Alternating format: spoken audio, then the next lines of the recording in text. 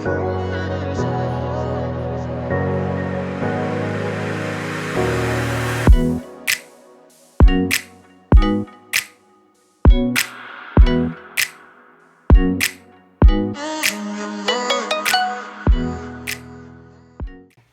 guys, welcome back to my YouTube channel. It's your girl Miss.nekundi and we're back, and I mean we are back. So guys, this is a part 2 of the video that says, what's the title again? But this is a part 2 of how I was almost raped. And if you haven't watched our part 1, please go check that out, because you might not understand everything entirely in this video if you do not watch part 1. And also, just go watch the part 1 of how I was almost raped, because this is actually part 2, the second incident. Okay, so yeah guys, and I just want to say welcome back to my YouTube channel. If you're new here, I want to say welcome, feel at home. I hope you subscribe to our channel, like this video, and also share this video. Also, do not forget to turn on the post notification bell so you get alerted every single time I drop. And if you're a returning subscriber, I want to say welcome back to the family, guys. And also, to my everyday supporters, I want to say thank you very much. And also, what else did I want to say? Dang, I forget first. Oh yeah, I remembered. So what I wanted to say is that if you have noticed in the previous video, I spoke about me recording the following day because my phone was tripping. Actually, I did manage to finish the video. That's why I did not go record the second day. And also I thought I'll record this part 2 when I came to the north. I wish that the part 2 was already up by this time. But guys, who would have thought that I was scamming myself? Who doesn't know that when you come to the north, when you come home, it's work after work. You never really get time to do anything else apart from work. And I guess I was lying to myself. But now that I'm in town at the moment, I have time and I'm recording this part 2 for you guys. So stay tuned. So this happened last year, right? 2021. So I have a cousin who has a couple of friends that we hang out with a lot, to a point where his friends actually started feeling like they're our friends, and it was just kind of right to be with them. You feel a bit safe around them because they're your cousin's friends, right? So there's this particular guy. This particular guy we met and were to chill, and I was really nice to him, not because I was hinting something whatsoever. I just felt like he's my cousin's friend. He's my friend too. And I guess this guy maybe took it the wrong way. He probably thought I liked him back. I really don't know. But the fact remains, I never told him that I like him. So this other time he calls me and he's like, "Hi Hilda, so I want us to go out for lunch tomorrow." And I'm like, "Oh God, I'm so busy. And I feel like the only time I'll be free is around 4, because I'll be going home at around 4 to 5. But the rest of the anything before that, my schedule is tight and I have to be home at least by 4 or 5. But I can make at least, I can, I can loosen up my whole schedule for you, maybe around 4 o'clock if that's fine." And it's like, "No, maybe around 5." And I'm like, "Listen, I have things to do around 4 and 5." And I'm saying between I'm supposed to do something around 4 and 5, but I'm saying at 4 o'clock we can do something if you're really interested, because I'm also giving you space in my schedule, so you maybe would like to change a few things in yours too. So he never calls, and I go home, and at around 5 o'clock he calls me and is like, "I'm sorry, I'm just finishing my things now, can I still see you?" And I'm like, "Listen, I'm not going out with you. I told you I have things to do, so there's really nothing I can do to help you." And it's like, "Okay, I'll just drive round about your place. I just really want to see you. We do not really need to go for a date or for lunch whatsoever. I can just see you." And I'm like, "Okay, I can, I can make time. So just call me when you're by the road and I'll come. You see me, I go back home." So he calls me, he's at the road, I go to the road, and he says, "Oh, sit in the car." And we're talking, just when it was not even 30 minutes, not even 20, then he gets a call from one of his cousins who's apparently drunk, and they need him to take them home. And it's like, "Oh no, listen, can we just can we please just go pick up these guys and drop them home, and then from home I just come drop you home." And I'm like, "Okay, it's cool." So he goes, picks up his cousins, and then he drives them home. And then when he goes there, he's like, "Oh, let me go quickly to my room." And I'm like, "Okay." He's like, "No, you can also just come with. It's fine." Then I'm like, "Okay, I don't see it's a problem. I think you're my friend, so why not?" You know? And I follow him. Like, this house is built in a way that it's the big house, the parents' house or something, and then they built rooms for the guys outside or something like that. And I go there. It's a nice room. His bed outside. It's like he cooks in the room. Everything of his in the room, and then it's cool. And we enter the room, and I'm like, he's locking the door. I'm like, "Oh, okay. Why are you locking the door? Is it necessary?" "Oh yeah, the other guys are so drunk. You do not know what they'll do." And then when you think something is off, but you're just like, "Oh, okay, it's fine. Let me just ignore it." And then immediately when he locks the door, then he turns on music loud as hell. I'm like, "Oh, is that necessary too?" And then he's like, "Oh yeah." And then I'm just like, "Okay, that's weird." And then he turns off the lights, and I'm like, "What the fuck?" I turn on the lights, and I'm like, "Why would you do that? Why would you do that? It's not right, you know?" So yeah, immediately he goes like, "Okay, kiss me." I'm like, "What? Kiss you? Why would I kiss you?" I asked him, "Is that how you go on telling your friends to kiss you? You know?" And then he's like, "I don't even know why you're playing hard to get. I know you like me. I just don't know why you're playing hard to get." I'm like, "Excuse me, I never said that." And the kind of relationship I had with this guy is, guys, if you know me, I can be a little bit rude, but then I think he took it in a way that I'm just being sassy or something like that, you know? So cool. He goes like, "Kiss me," and I'm like, "What the fuck? Do you just go around asking girls to kiss you, your friends to kiss you?" And it's like, "Yeah, you're playing hard to get." And then he tries to impose. He said to impose himself on me or whatever you call it. And then I'm like, "Oh."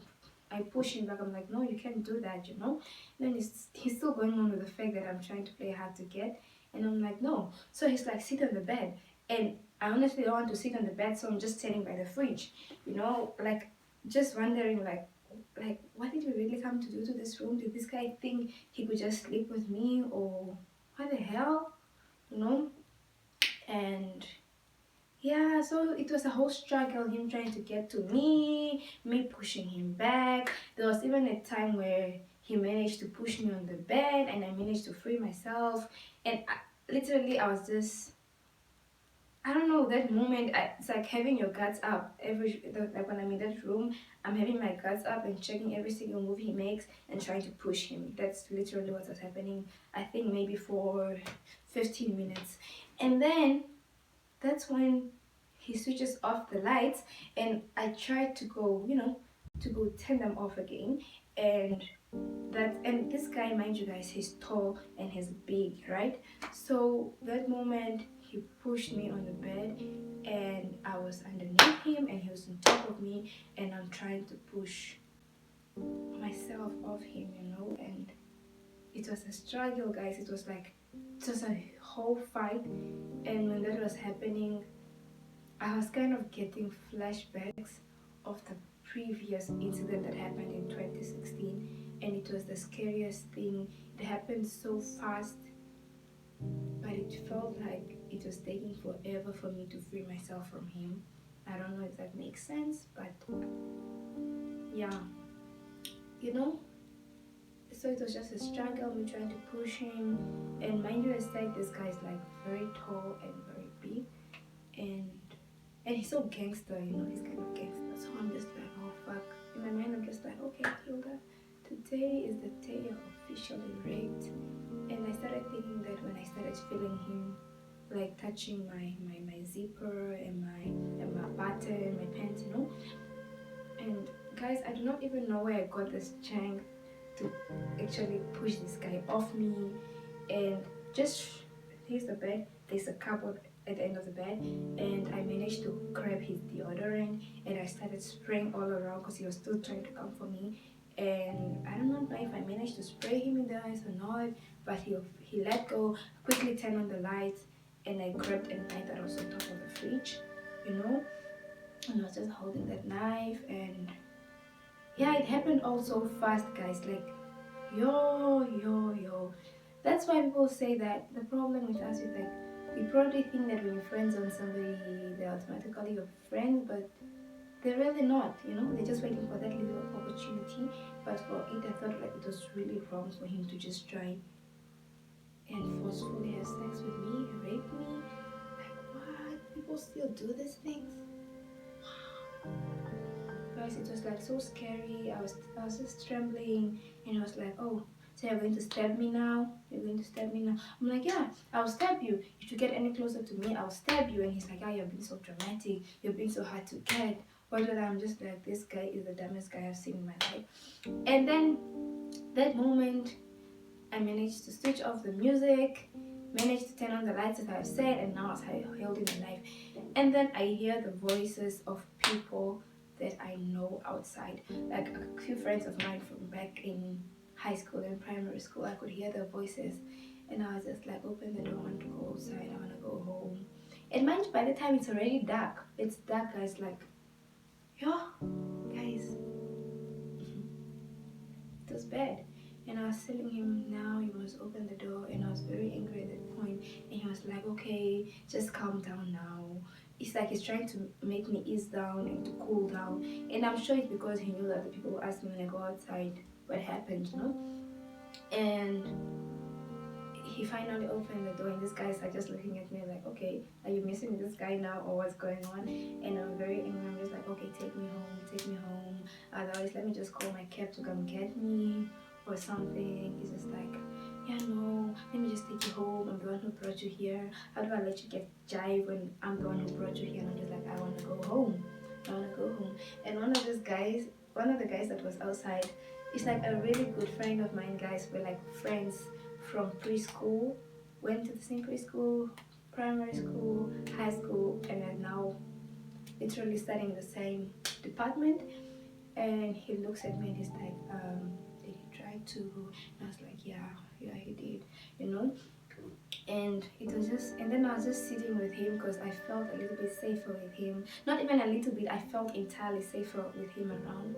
And my phone went off. So this guy kept, like, when I'm like, he took my phone away from me, and I know that's because, he knows he did something wrong, right? So my phone eventually went off, and I'm like, you know what? Take me home, take me home. I even started crying, and he finally decides he's taking me home. And then on the way, he's like, oh yeah, I'm really sorry and all that, but you're being really dramatic. It's not even like that. And then I'm not talking to him, right? And then at some point I was like, tell me, don't you have sisters? Don't you have sisters? You're saying it's not a big deal, but don't you have sisters? He's like, he has sisters. And I'm like, okay, it's not a big deal, but if this was to happen to your sisters, how are you going to act? Okay, I realize it's a mistake, but can you now forgive me and all this? And then I'm so angry. And then I'm like, listen here, it's cool. Then it's like, it's cool when you're not talking to me. I'm like, oh wow, after you did this, you want me to act like really cool with you? It's fine, I forgive you, and then what? You know? And after this incident, he still kept texting me, hey Hilda, and I'm not responding. He's like, you're still angry at me. And I'm just like, what the hell is wrong with this guy? After him doing something so big to me, he thinks I'll just start talking to him. No, no, it was ridiculous.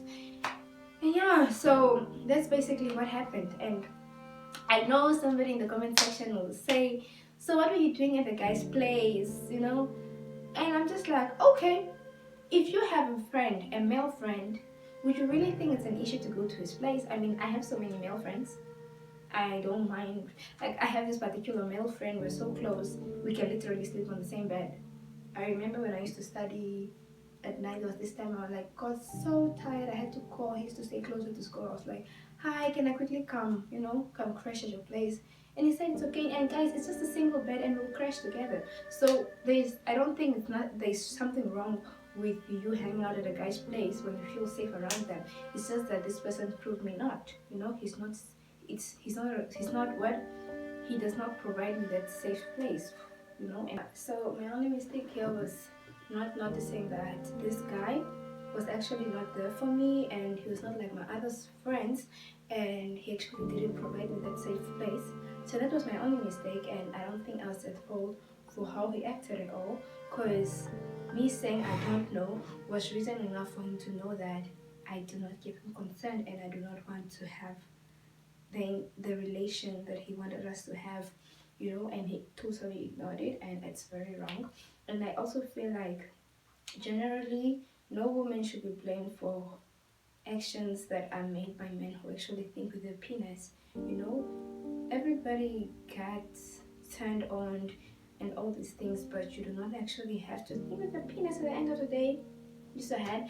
And yeah, so there's just so many things that women are blamed for. Women are blamed for their husbands cheating, for their boyfriends cheating. Women are told if you don't actually have sex with him when he asks you to, he might end up cheating. But do men be are men told that if you don't have sex with your wife or with your woman when she wants to have sex, you end up cheating? Are men told such kind of things? It's really crazy to think that women are really blamed for everything, and I think I might have mentioned some of these things in my previous video. So I really just don't stand for it. Women are catcalled and called all sort of names, but you would never hear of a man saying that he was catcalled by a bunch of guys. It's horrible. And also the other day I climbed in the taxi, and I don't wear bras, and this man just goes like, oh, no, no, and I'm just like, as a service provider, you're providing me a service and you're saying this, you're harassing me actually.